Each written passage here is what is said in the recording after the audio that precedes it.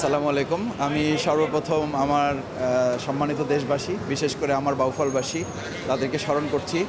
আল্লাহর রহমত এবং তাদের দোয়া এবং বিপুল সমর্থনে বিজয়ী হয়ে আমি আজকে আমার জীবনের প্রথম সংসদের প্রথম অধিবেশনে অংশগ্রহণ করছি।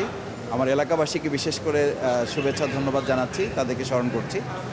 আর আমাদের মূল দাবি থাকবে জুলাই সনদের ভিত্তিতে যে আজকে নির্বাচন পেয়েছি, আমরা সংসদ পেয়েছি, সেই জুলাই সনদ বাস্তবায়নে যেন আমরা ভূমিকা রাখতে পারি এবং সেটার ভিত্তিতে আমাদের যে একটা নতুন মানবিক রাষ্ট্র বিনির্মাণ করার কথা বলা আছে, সেই নতুন মানবিক রাষ্ট্র আমরা বিনির্মাণ করতে ভূমিকা পালন করব। সংসদে, রাজপথে, প্রয়োজনে আইনগতভাবেও আমরা আমাদের লড়াই অব্যাহত রাখব। রাষ্ট্রপতির ভাষণ নিয়ে আপনাদের একটা অবজেকশন আছে, তো রাষ্ট্রপতি যখন ভাষণ দেবে সংসদে, তখন আপনাদের অবস্থানটা কী হবে?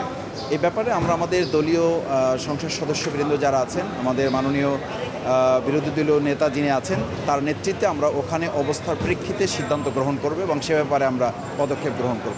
অনেক ধন্যবাদ। ডেপুটি স্পিকারের যে প্রস্তাবটা দিয়েছে, এই ব্যাপারে আমির জামাত এবং আমাদের বিরোধী দলীয় মাননীয় বিরোধী দলীয় নেতা পরিষ্কার বলেছেন যে আমরা সিঙ্গেল চাই না, আমরা প্যাকেজ ডিল করতে চাই এবং সে ব্যাপারে জুলাই সনদে যা বলা আছে সেটার ভিত্তিতেই আমরা প্রাপ্তিটা নিশ্চিত করতে চাই জনগণের প্রয়োজনে।